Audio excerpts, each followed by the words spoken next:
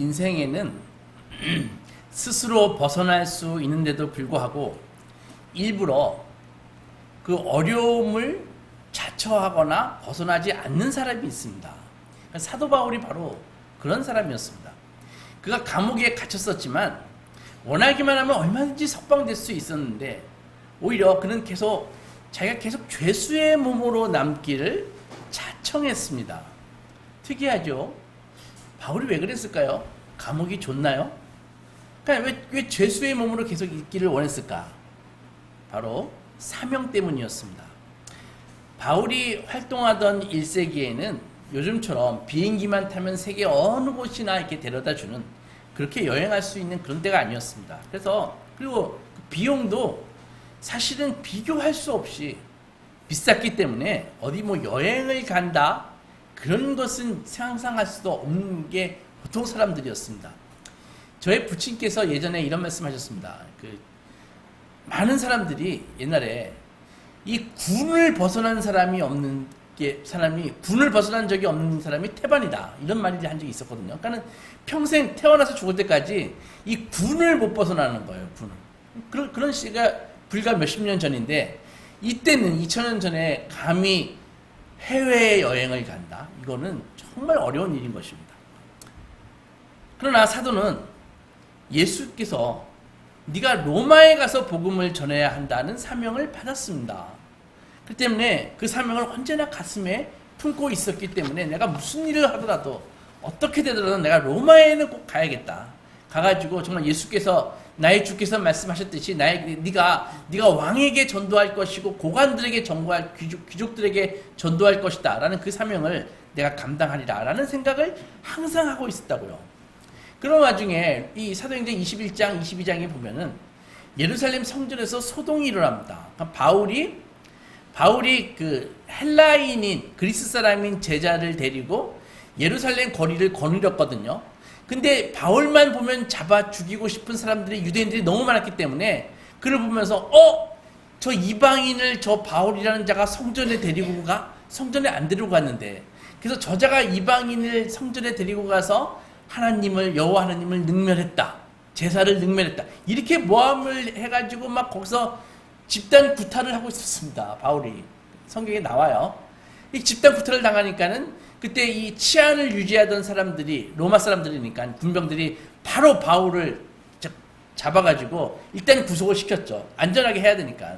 가만히 있으면은 그냥 놔두면은 맞아 죽게 생겼으니까. 그래서 그런 소동이 있어가지고 거기서 막 재판을 이제 걸고 재판이 벌어진 것입니다. 근데 유대인들과 재판 도중에 바울이 나는 로마 시민이다. 내 시민권이 로마인이다. 그래서 나는 황제한테 재판을 받겠노라 해가지고 황제한테 항소를 한다고요.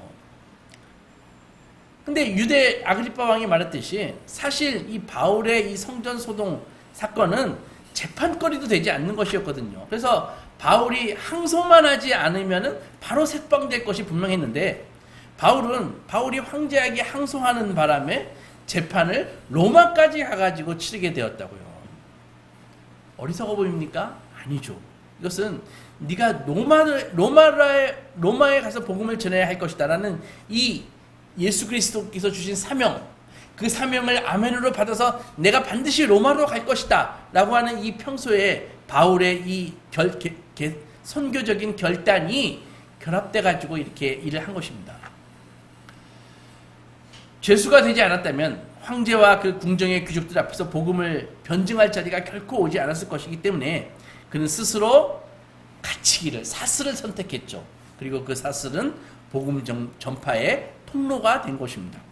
오늘 우리가 읽은 본문인 이 사도행전 27장은 바로 죄수 바울이 로마로 호송되어 가는 그 여정에서 일어난 사건을 기록한 것이라고요. 그래서 그는 이 여전의 한복판에서 우리가 결코 놓쳐서는 안 될 하나의 질문을 던져지고 있습니다. 어떤 질문이냐 하면은 모두가 절망에 빠져 있을 때, 즉 절망이 모든 사람의 이 숨통을 조여오고 있을 때 과연 그 상황에서 누가 안심하라 라고 이야기할 수 있는가? 그런 질문이 있는 것입니다. 오늘 이 말씀을 통해 그 답변을 함께 찾아볼 생각입니다. 로마로 가는 백길은요, 우리가 지도를 보면, 세계 지도를 보면 알겠지만은, 유대에서 로마로 갈 때는 지중해를 통과해서 가야 된다고요. 지중해라는 큰 바다, 성경에 이제 대해라고 나와 있는데, 지중해를 통과해서 가야 됩니다. 근데 이 바울을 호송했던 그 배가 미항, beautiful port, 아름다운 항구, fair haven, 지금도 미국 가면 fair haven이라는 그런 도시들이 다 성경을 따가지고 그런 만든 도시들이 있는데, 거기에 있을 때 말은 미항인데 beautiful port인데 사실은 굉장히 좁고 보잘것이 없다고요. 아주 시골 어촌이었습니다. 근데 이미 그곳을, 미항이라는 곳을 배가 지나갔을 때 이미 절기가 풍랑의 계절로 접어들고 있었습니다. 그러니까 겨울의 초입에 든 것입니다. 선장과 선원들은 이 좁고 인프라가 좋지 않은 이 미항보다는, 야, 우리 더 큰 이 피닉스에 가자. 거기는 항구도 넓고 거기는 먹고 마시고 놀 것도 많고 그래서 겨울 나기가 좋으니까 이 좁아 터진 이 미항 말고 피닉스에, 성경에 이제 베닉스로 되어 있는데, 피닉스 가가지고 거기서 묵자 이렇게 얘기했다고요. 하지만 그때 바울이 분명히 경고했습니다. 형제들아, 이 사람들아, 지금 항해를 계속하는 것은 위험하다. 여기 미항이 부족하지만, 좁고 불편하지만 여기서 겨울을 나자, 이렇게 이야기했거든요. 근데 사람들이 그 말을 들었을까요? 안 들었습니다. 당연히 안 듣죠. 항구가 좁고 불편하다는 이유 하나로 더 나은 항구를 향해, 그럼 페닉스를 향해서 출항을 결행한 것입니다. 생각해 보십시오. 바울이 누굽니까? 바울은 이 항해라든지 배라든지 하고는 거리가 먼 사람입니다. 평생 율법 공부만 한 사람이라고요. 종교인이라고요. 그러니까 요즘 같으면 목사 같은 사람입니다. 그럼 그가 이거 가면 안 됩니다. 이거 출항하면 위험합니다. 하니까 바다에서 잔뼈가 굵은 선장과 선주들이, 그 선원들이 그의 말을 귀담아 듣겠습니까? 귀뚱으로도 안 듣죠. 더군다나 바울이 지금 신분이 뭐예요? 그가 이 항해의 투자가입니까? 아니면은 선장입니까? 아무것도 아니에요. 손님도 아니에요. 요금도 안 냈습니다. 왜? 죄수니까, 끌려가는 호송단에 있으니까. 그러니까 포박되어 끌려가는 죄수가 지금 가면 위험합니다. 그러니까 누가 그 말을 듣겠습니까? 무시한 것이죠. 당연하죠. 근데 결과가 어땠어요?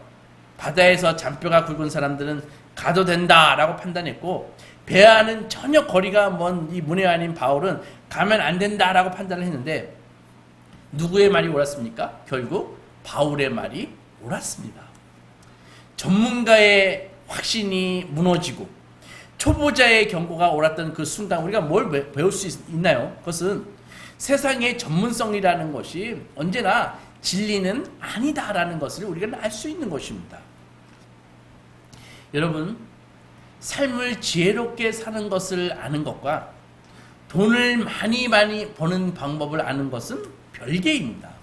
하나님의 사람은요, 어떻게 하면 돈을 많이 벌지 그런 방법은 몰라도 어려울 때 어떤 정신으로 살아야 하나님의 도우심을 받을 수 있는지는 안다는 것입니다. 배는 결국 이 유라굴로라는 광풍 속으로 배가 빨려 들어갔습니다. 유라굴로는 유로스, 동풍, 야킬로, 북풍, 이 합쳐진 말이거든요. 그러니까 이 크레타 섬의 크레타 섬, 성경에 이제 그레데 섬으로 되어 있고 지도에 보면 크레타 섬으로 되어 있습니다. 이 크레타 섬에 보면은 겨울에 접어들 무렵에 발생하는 폭풍인데, 크레타 섬이, 이 섬은 길쭉한데 굉장히 높은 산이 있습니다. 거기에서 북풍이 내려온다고요. 이 북풍이 내려오는데 이 찬바람과 따뜻한 바닷바람이 만나가지고 거기서 태풍이 일어나는 것입니다. 광풍을 만들어냅니다. 말 그대로 유라, 동풍도 불고 야킬로, 북풍도 불고 해가지고 이 알렉산드리아 이 배가 일정한 방향으로 예측할 수 없는 그런 북풍이 불기 때문에 배를 순식간에 통제불능 상태로 만들어버린다고요. 바로 그 유라굴로라고 하는 그 광풍이 바울 일행이 탔던 알렉산드리아 호, 그 배를 덮쳤습니다. 유라굴로가 부니까는 배가 마치 세탁기 안에서 돌아가는 빨래처럼 빙글빙글 돌면서 요동치기 시작했습니다. 폭우는 계속 내리고 여러 날 동안 해도 달도 별도 보이지 않았습니다. 오늘날에야 레이더가 있어가지고 태풍이 와도 문제가 없지만, 그 시대에는 밤에는 별을 보고 가야 됐습니다. 낮에는 해를 보면서 이 배의 방향을 잡을 그럴 때였다고요. 근데 밤에 캄캄한 이 구름이 꽉 껴가지고 별도 볼 수 없고 낮에 해도 안 보이고 하니까 배는 자신이 어디로 가고 있는지조차 모르게 되는 것입니다. 성경은 그 순간을 이렇게 요약합니다. 구원의 여망이 다 없어졌더라. 이렇게요. 우리에게도 때때로 이런 밤이 옵니다. 내가 지금까지 살아온 몇십 년 살아온 이 지혜와 경험을 다 동원해도 그래서 이 지금 내가 겪은 인생의 이 풍랑을 피해 보려고 애를 쓰는데 애를 쓰면 쓸수록 오히려 어둠은 더 짙어지고 방향을 알려주던 별빛마저 내가 한 줄기 붙들고 있는 그런 것마저 다 사라져버리는 그런 밤 말입니다. 결국 사람들은요 자기가 가진 물건을 모두 바다에 던졌습니다. 왜? 배를 가볍게 해야 되니까. 그래서 이 배를 버린다 할지라도 나는 목숨만은 좀 부지하면 좋겠다라는 생각을 했습니다. 그때는 그 로마 제국의 그 강한 담력도 선원들의 바다에서 잔뼈가 굵은 선원들의 그 평생 경험도 그 위기 앞에서는 아무 소용이 없게 된다는 것이죠. 오늘의 우리는 어떻습니까? 우리에게는 유라굴로가 없나요? 왜 없겠습니까? 이름만 다를 뿐이죠. 우리가 만난 유라굴로가 뭡니까? 언제 끝날지 모르는 이 경기 침체, 갈수록 벌어지는 이 양극화, 인공지능이 몰고 오는 낯선 실업의 그림자, 불안한 나의 노후와 날로 약해져가는 나의 이 병든 육신, 이런 것이 모두 다 우리를 덮치는 광풍인 것입니다. 평생을 바쳐 쌓아온 경력이 어느 날 이 AI 자동화 기술 하나로 대체될 수 있다는 이 불안, 성실히 일해도 미래는커녕 한 달 한 달 적자만 쌓여가는 나의 이 경제적인 삶, 노후에 대한 불안감, 끝이 안 보이는 이 두려움, 애를 써도 격차가 좁혀지지 않는다는 이 좌절, 도대체 누구에게 물어봐도 내 앞날을 신통하게 제시해주는 사람이 없지요. 그저 하루하루 위기를 넘기고 있는 것이 우리 현실 아닙니까? 이것이야말로 별빛 하나 보이지 않는 캄캄한 밤이 아니고 또 무엇이겠습니까? 생각해 보십시오. 한참 일할 나이에 일터에서 밀려나고 마땅히 갈 곳도 할 일도 없고 또 새로 시작할 장사라도 해볼 자본도 없는 처지가 되었다고 한번 상상해 보십시오. 평생 쌓아온 전문성이 더 이상 힘이 되지 못하고 그 순간에 나는 어디로 가야 될지 모르는 것입니다. 더 무서운 것은 외적인 환경의 폭풍이 아니라 내 내면에서 요동치고 있는 이 내면의 폭풍이 더 무서운 것이죠. 여러분, 외적인 폭풍은요 오히려 우리를 내가 좀 살아봐야겠다 이 몸부림치게 만들지만 내면에서 요동치는 이 폭풍은요 오히려 우리를 포기하고 주저앉게 만듭니다. 그런데 여러분, 바로 이런 때죠. 이런 때 세상이 막 흔들릴 때 오히려 그 흔들림 속에서 하나님과 동행하는 사람들은 지도력을 발휘할 수 있다는 것입니다. 죄수의 몸으로 배의 영적 지도자가 되었던 바울처럼 오늘 우리 역시 이 불안한 시대 한복판에서 이웃에게, 우리 가족에게 안심을 전하는 자리에 내가 설 수 있다는 것입니다. 다리를 불편한 한 장애를 갖고 있는 청년이 작은 생활용품을 팔기 위해서 교회를 찾아왔습니다. 요즘이 어떤 시대인데 그 청년은 가방에 조미약, 고무장갑, 쇠수세미, 퐁퐁 이런 걸 가지고 교회를 찾아와서 팔겠다고 장애인이 청년이 가방 하나 달랑 들고 목사님은 물건값을 넉넉하게 치르고 남은 돈은 따뜻하게 가서 갈비탕이라도 좀 사 먹어라 하자 청년은 눈물을 흘리며 말했습니다. 감사합니다. 열심히 살겠습니다. 신앙생활도 잘하겠습니다. 정말 다리가 장애지 얼굴은 너무 잘생겼는데 젊은데 그 젊은이가 발을 끌면서 질질 끌면서 걸어나가는 뒷모습을 보면서 목사님은 다시 깨달았습니다. 우리보다 더 막다른 인생들이 정말 많이 있구나. 이 폭풍 가운데서 갈 바를 알지 못하고 헤매는 사람들이 정말 많이 있구나. 내가 정말 주님의 말씀으로 진리의 말씀으로 저들을 빛으로 인도해야겠다라는 생각을 했다는 것입니다. 여러분, 곁에 있는 사람이 우리 가족이 이런 처지에 있다면 여러분은 뭘 해줄 수 있습니까?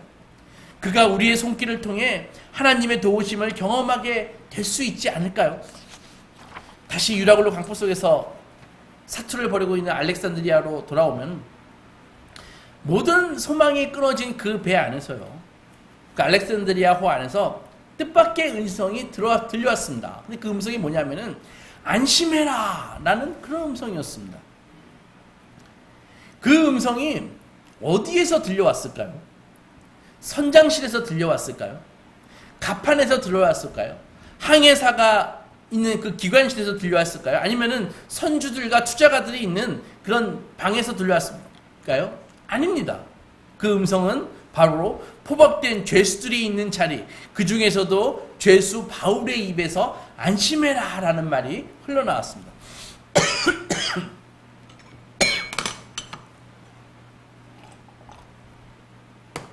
여러분, 포로로 끌려가는 사람이 염려하지 말라 그런다고 해서 누가 그 말을 고지굿대로 듣겠습니까? 아니, 믿기는커녕 염려가 멈출까요? 그 얘기 듣고. 하지만 만약에 선장이 딱 그때 나와가지고 여러분 염려하지 마십시오. 제가 이 바다에서 40년을 살았습니다. 이런 폭풍은 수없이 겪었고 늘 안전하게 저는 이 배를 항구로, 안전한 항구로 그렇게 인도에 갔습니다. 저를 믿으십시오. 한다면은 사람들이 훨씬 안도했을 것입니다. 그죠? 마치 여러분 비행기 타고 가면은 가끔 이게 그 트래블링이 흔들릴 때가 있거든요. 그때 기장이 방송하잖아요. 승객 여러분 안심하십시오. 저는 기장입니다. 그러면은 승객들이 마음을 놓지 않습니까? 그러나 지금 이 안심해라 라고 말하고 있는 이 사람은 선장도 아니고 기장도 아니고 항해사도 아니라고요. 죄수의 몸으로 로마로 압송되고 있는 바울의 말이었습니다. 근데 신기하게도 바울의 말에 누구도 토를 달지 않았습니다. 네가 뭔데 우리 보고 안심하라고 등심이나 해라 이렇게 얘기한 적이 없단 말이죠. 누구도 이렇게 말하지 않았습니다. 바울의 말이 근거 없는 위로였다면 오히려 조롱만 샀을 것입니다. 바울의 말에는 흔들리지 않는 근거가 있었습니다. 23절을 보면 내가 속한 바 곧 내가 섬기는 하나님의 사자가 어젯밤에 내 곁에 서서 말하되 바울아 두려워하지 말라. 네가 가이사 앞에 서야 되겠고 또 하나님께서 너와 함께 항해하는 자를 다 너에게 주셨다 하였으니 그러므로 여러분이 안심하라. 나는 내게 말씀하신 그대로 되리라고 하나님을 믿노라. 이렇게 바울은 이 하나님의 말씀을 붙들고 담대히 선포했습니다. 여기서 우리가 묻지 않을 수 없습니다. 여러분 위기 속에서 사람의 마음을 움직이는 말은 도대체 어디서 나올까요? 큰 위기 앞에서 사람들이 가슴을 졸이고 딱 있을 때 이 침묵을 깨는 지도자의 한마디는 모든 사람의 마음을 무너뜨리기도 하고 다시 일으켜뜨리기도 하는 것입니다. 하지만 근거 없는 위로는요 곧 바닥을 드러내는 것입니다. 그러나 하나님과의 깊은 교제 가운데서 흘러나오는 확신의 말은 사람의 마음 가장 깊은 곳까지 흔들어 놓는 것입니다. 1939년 미국에 저명한 흑인 성악가가 마리안 앤더슨이라는 여자분이 계셨는데요. 워싱턴 DC의 한 대형 공연장에서 공연을 하고 싶어가지고 하기를 원해서 대관 신청을 했습니다. 그러니까 공연장을 빌리는 것이죠. 그런데 거절당했습니다. 이유는 단 하나. 그 공연장이 여태까지 흑인 연주자의 무대 출연을 금지하고 있었기 때문입니다. 세계적인 재능이 있는데 국제적인 명성인데도 불구하고 이 피부색 하나 때문에 무대에 설 권리를 빼앗긴 것입니다. 이 소식이 알려지자 미국 전역이 들끓었습니다. 당시 루즈벨트 대통령의 영부인인 엘리너 루즈벨트는 항의의 뜻으로 그 단체 회원직을 스스로 내려놓았습니다. 정부는 루즈벨트 대통령과 그 정부는 그녀를 위해서 공연장을 못 빌린다면 내가 야외 공연장을 만들어 줄게 해가지고 링컨 기념관 앞에다가 야외 무대를 마련해 주었습니다. 미국에 놀러 가신 분은 아시죠? 링컨 기념관, 그 링컨 앉아있는 그 동상 있죠? 거기 앞에다가. 그리고 1939년 부활절 아침에 놀라운 일이 벌어졌습니다. 공연장이 아니라 야외 무대였었는데 무려 7만 5천 명이 거기에 모였습니다. 부활절 아침에. 그리고 그녀는 그 계단 위에 섰습니다. 그리고 찬양을 시작했습니다. 인종을 넘어서 모여든 그 거대한 군중은 그녀의 목소리 앞에서 압도되었습니다. 이날의 이 무대를 통해서 나중에 이것은 미국 인권운동사의 깊이 역사에 길이 남는 큰 사건이 되었는데 여러분 주목해야 될 게 이 흑인 가수는요 자신을 차별하고 자신을 배제한 세상을 향해서 분노로 맞서지 않았다는 것입니다. 대신 나에게 주신 하나님께 주신 재능과 존엄으로 그 순간을 감당했습니다. 그녀에게 아름다운 목소리를 주신 분이 하나님이시고 그런 재능을 주신 하나님께서는 그 목소리로 하나님을 찬양하라는 사명을 나에게 주었어. 그것을 믿어 의심치 않았기에 자신을 향한 차별이나 배제는 전혀 문제가 되지 않았습니다. 그리고 결국 차별의 벽을 무너뜨리는 자리에 서가지고 하나님을 찬양한 것이죠. 당시 엄청난 은혜와 감동이 그 부활절 찬양 집회에 임했습니다. 어디서 그 힘이 나왔을까요? 사람이 아니라 하나님을 바라보는 눈. 부당한 대우 앞에서도 흔들리지 않는 그 내면의 힘, 바로 그것이었습니다. 그것이 있을 때 한 사람의 존재 자체가 다른 사람의 마음을 움직이는 능력이 된다는 사실을 이 이야기는 분명히 들려주고 있습니다. 바울도 마찬가지였습니다. 바울은 배짱을 부른 게 아니에요. 큰 소리를 친 것도 아닙니다. 모든 사람이 다 지금 살기 위해서 자기 짐을 다 바다에 던지고 그럴 때 그 절박한 위기에서 그는 분명한 근거를 가지고 선포했습니다. 염려하지 말라. 너희 생명은 조금도 상하지 아니하리라. 나의 주 예수께서 말씀하셨다. 그것이 바울을 담대하게 만들었던 근거였습니다. 도대체 바울은 어떤 사람이었기에 이런 말을 할 수 있었을까요? 세상의 계급도 항해의 전문성도 바울에게는 없었습니다. 그런데 하나님은 어째서 다른 사람이 아닌 바로 죄수인 바울에게 찾아오셨을까요? 답은 간단합니다. 그가 오늘 성경에서 말했듯이 하나님께 속한 자였기 때문입니다. 바울은 자신을 이렇게 소개합니다. 23절 보면은 나는 하나님께 속한 자다. 나는 하나님께 속한 자다. 폭풍 속에 있을 때나 평온한 바다를 항해할 때나 그는 언제나 환경이 아니라 하나님께 속한 자였습니다. 이 말을 반대로 얘기하면 뭡니까? 하나님께 속하지 않는 자는 다 환경에 속한 자일 수밖에 없고 환경에 따라 이리저리 요동칠 수밖에 없는 그런 존재라는 것입니다. 반대로 환경이 요동친다 할지라도 환경이 열악하다 할지라도 내가 요동하지 않는 그런 사람이 되기 위해서는 어떻게 해야 됩니까? 하나님께 속한 자가 되어야 된다는 것입니다. 그의 삶도 그의 죽음도 모두 주님께 속해 있었습니다. 바로 그것입니다. 죄수의 몸으로 끝없이 위험을 감수하면서도 황제 앞까지 나아가려고 했던 그 이유, 그것은 그가 예수 그리스도께 속한 자였고 그분께 받은 사명 때문이었습니다. 잊지 마십시오. 하나님께서는 세상의 지위나 전문 지식을 가진 사람을 찾지 않으십니다. 세상은 찾습니다. 그러나 하나님은 그런 사람을 찾는 게 아닙니다. 하나님은 누구를 찾으세요? 당신께 속한 사람을 찾으시는 것입니다. 여러분, 오늘 우리가 국가적 위기와 이 개인적 어려움이라는 이 유라굴로 앞에 섰을 때 우리에게 정말 필요한 게 뭡니까? 많은 정보인가요? 많은 지식입니까? 그거 AI보다 우리가 더 잘할 수 있나요?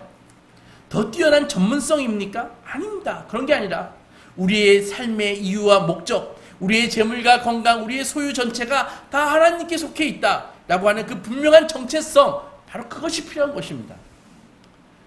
그렇다면 여러분에게 묻고 싶습니다. 여러분은 지금 어떤 신앙생활을 하고 있습니까?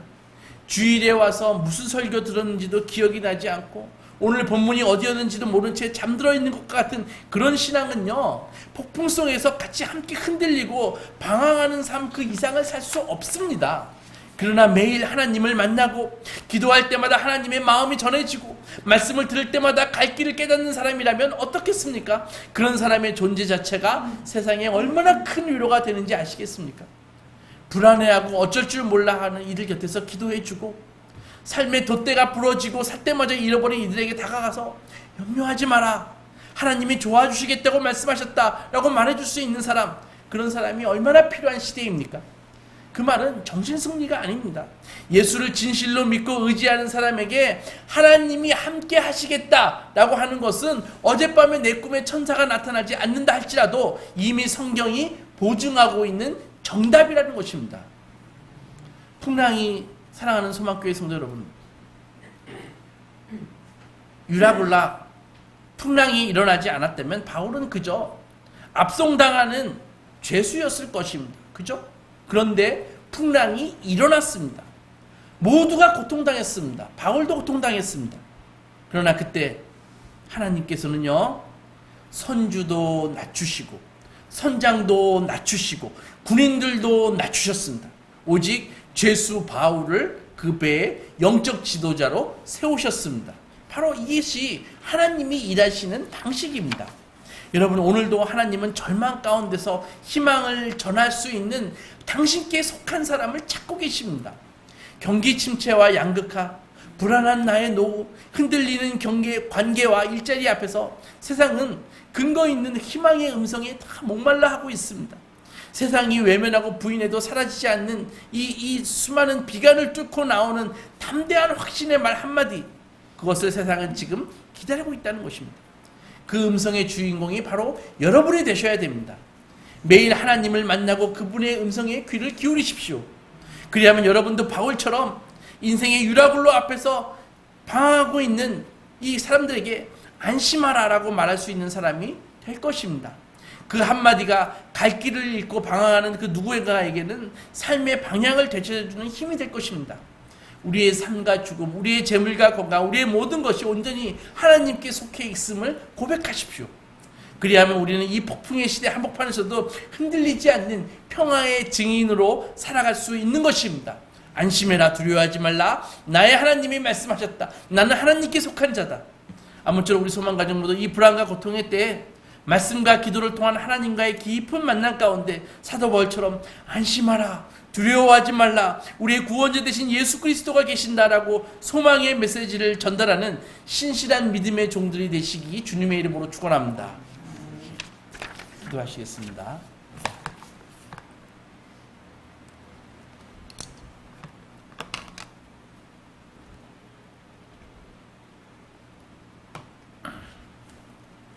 하나님 아버지, 2000년 전 사도 바울 그 일행이 알렉산드리아호에 닥쳤던 그 유라굴로가 지금 나의 삶에도, 우리 가정에도, 우리의 삶에도 닥치고 있는데, 저의 연약한 믿음 때문에 하나님께 제대로 속하지 않았기 때문에 같이 요동하고 같이 걱정하고 같이 근심했음을 고백합니다. 믿음 없음을 용서해 주시옵소서. 아버지, 그러나 이제 주의 말씀으로 다시 깨우쳐 주셨사오니 유라굴로 광풍 앞에 누가 흔들리지 않을 수 있는지 알려주시니 감사합니다. 이제 나의 모든 것, 나의 인생은 다 하나님의 것입니다. 하나님께 속할 때 하나님께서 나에게 말씀을 주시고 그 말씀을 선포할 때 세상의 유라굴로 앞에서도 담대하게 나아갈, 극복할 수 있음을 깨닫게 해주시니 감사합니다. 이제 믿음 가지고 나아가겠습니다. 주님의 말씀 가지고 나아가겠습니다. 주님의 말씀을 담대하게 선포하겠습니다. 비록 눈앞에 파도가 일렁이고 세상의 풍랑이 거친다 할지라도 주님의 말씀으로 예수처럼 갈릴리 바다를 잔잔케 하셨던 예수처럼 당신의 말씀으로 잔잔케 하겠습니다. 평안하라, 안심하라. 그리스도께서 나는 그리스도께 속한 자다. 이렇게 선포하는 소망가족들 될 수 있도록 인도해 주시옵소서. 예수님의 이름으로 기도했습니다. 아멘. 찬송하시겠습니다.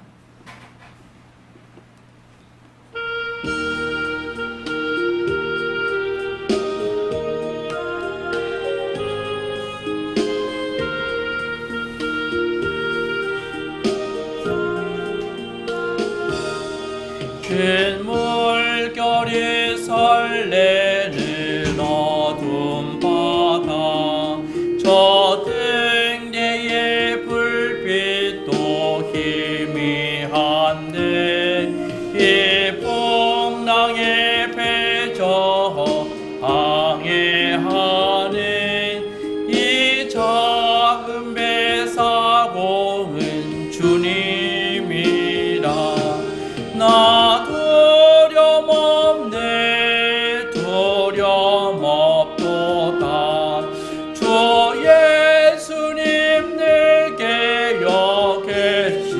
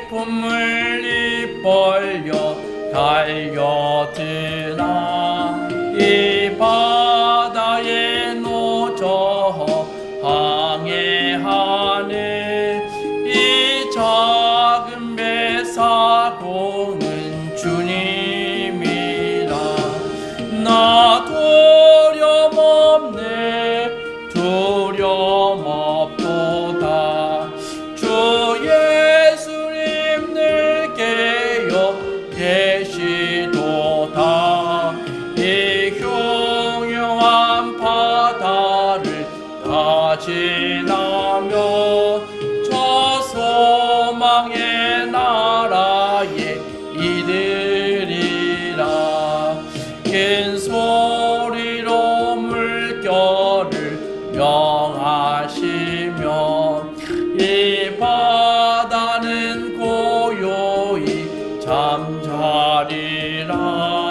저 동력이 환하게 밝아올 때 나 주 함께 이 바다 건너가리. 나 두려움 없네 두려움 없도다. 주 예수님 늘 깨어 계시도다.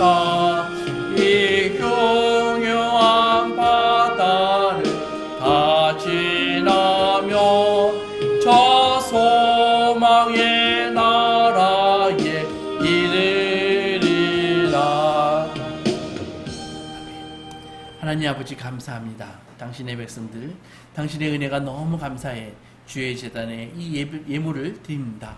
하나님 아버지 하늘문을 여시고 드린 손길마다 큰 복과 은혜로 함께하여 주시옵소서. 감사헌금을 드린 손길 위에 감사의 그런 사건과 조건들이 풍성히 일어나게 하시고, 성경헌금을 드린 손길 위에 그들의 지경도 넓혀주시고 복음과 함께 그들의 지경이 넓혀지는 역사를 목도하게 하시옵소서. 건축헌금을 드린 손길 위에 하나님 아버지 당신의 집이 세워지듯 그의 집도 세워주시옵소서. 온전한 11조와 기타 헌물을 드린 손길 위에 말라기 3장의 복과 은혜로 함께하여 주시옵소서. 아버지 하나님, 그리하여서 드린 손길마다 아버지 세상은 무엇을 더 가질까 날마다 고민하고 고통하고 있지만 하나님께서 공급하심이 무엇인지 언제나 경험하는, 풍성히 경험하는 그런 삶을 주께서 함으로 인도해 주시옵소서. 이 헌금이 쓰이는 곳에 예수 그리스도의 복음이 힘있게 증거되고 당신의 나라가 굳건하게 서는데 쓰임받을 수 있도록 역사하여 주시옵소서. 마음만 드린 성도들도 같은 은혜와 은총으로 함께하여 주시옵소서. 예수님의 이름으로 기도했습니다. 아멘. 일어서시겠습니다. 우리는 사랑의 띠로 하나가 되었습니다.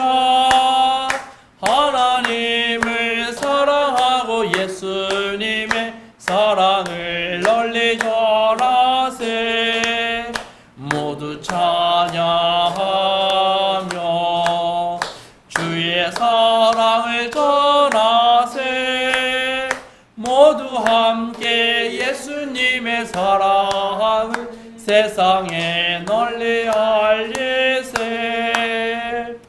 이제는 우리 예수 그리스도의 은혜와 성부 하나님의 크신 사랑과 성령 하나님의 감화감동 교통하심에 이제 오늘 주의 말씀 가운데 삶의 유라굴로 앞에서 하나님께 속하기로 결정해 모든 사람들에게 이제는 안심하라, 담대하라, 하나님의 말씀을 증거하기로 결단한 소망의 자녀들 위해 이제부터 영원까지 함께 있을지어다. 아멘.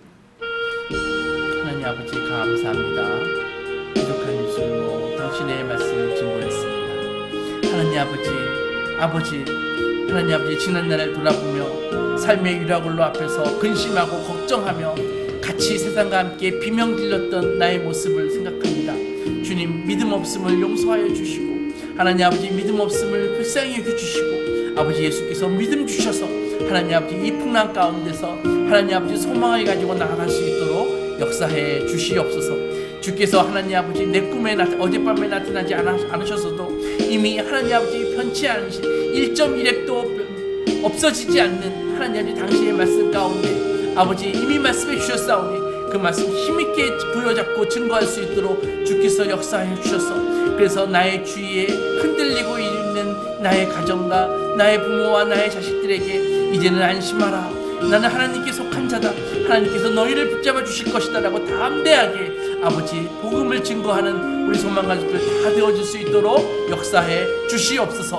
하나님 아버지 한 주간도 주께서 눈동자같이 지켜주시고 아버지 은혜와 은총으로 함께하여 주시옵시고 건강과 안전으로 지켜주셔서 하나님 아버지 다음 주도 할렐루야 아름답게 주 앞에 나와 하나님 아버지 찬양 경배 예배할 수 있도록 인도해 주시옵소서. 일상의 삶 가운데 주께 함께하여 주시되 연약한 육신들 주께서 굳건하게 세워주시고 아버지 건강한 삶 살 수 있도록 인도하여 주셔서 사랑하는 자여 영혼이 잘된 같이 범사가 잘되고 강건한 그런 복을 받을 수 있도록 역사하여 주시옵소서. 우리의 자녀들이 우리의 가족들이 하나님 아버지 나의 중보 기도와 하나님 아버지 나의 복음 증거를 통해서 그들도 하나님께 회개하고 돌아올 수 있도록 인도하여 주시옵시고 아버지 하나님 아버지 이 재단이 아버지 주의 말씀을 복의 말씀을 증거함으로써 복의 근원이 될 수 있도록 역사해 주시옵소서. 모두가 아브라함이 되게 하시고 모두가 이삭이 되게 하시고 모두가 야곱이 되게 하셔서 하나님과 동행하는 하나님 아버지 그런 삶을 아버지 살아갈 수 있도록 인도하여 주시옵소서. 그래서 하나님 아버지 비록 세상 살 동안에 많은 유라굴로를 만난다 할지라도 하나님 아버지 깊이 있고 소망의 항구에 도착할 수 있도록 주께서 다 인도해 주시옵소서.